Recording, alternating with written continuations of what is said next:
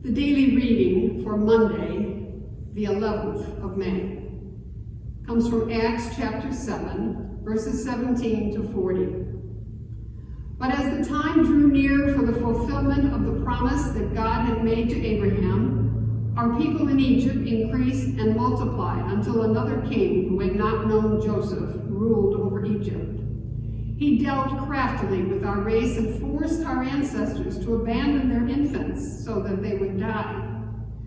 At this time Moses was born, and he was beautiful before God.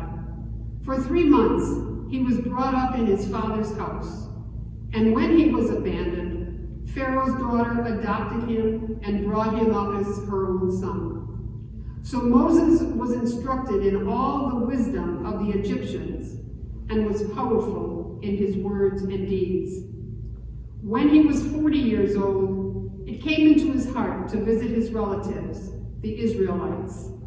When he saw one of them being wronged, he defended the oppressed man and avenged him by striking down the Egyptian. He supposed that his kinfolk would understand that God through him was rescuing them, but they did not understand.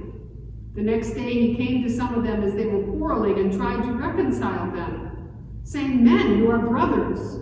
Why do you wrong each other?" But the man who was wronging his neighbor pushed Moses aside, saying, "Who made you a ruler and a judge over us? Do you want to kill me as you killed the Egyptian yesterday?" When he heard this, Moses fled and became a resident alien in the land of Midian. There he became the father of 2 sons. Now when 40 years had passed, an angel appeared to him in the wilderness of Mount Sinai, in the flame of a burning bush.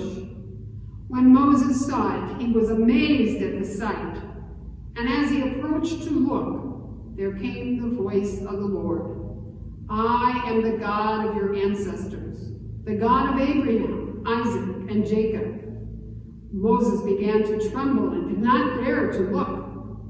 Then the Lord said to him, "Take off the sandals from your feet, for the place where you are standing is holy ground.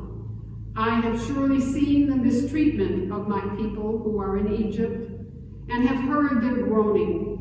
I have come down to rescue them. Come now, I will send you to Egypt."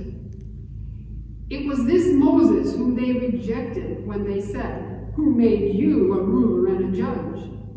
And whom God now sent as both ruler and liberator through the angel who appeared to him in the bush. He led them out, having performed wonders and signs in Egypt, at the Red Sea, and in the wilderness for 40 years. This is the Moses who said to the Israelites, "God will raise up a prophet for you from your own people, as he raised me up." He is the one who was in the congregation in the wilderness with the angel who spoke to him at Mount Sinai and with our ancestors. And he received living oracles to give to us. Our ancestors were unwilling to obey him. Instead, they pushed him aside, and in their hearts they turned back to Egypt, saying to Aaron, "Make gods for us who will lead the way for us. As for this Moses who led us out from the land of Egypt, we do not know what happened to him." The word of the Lord.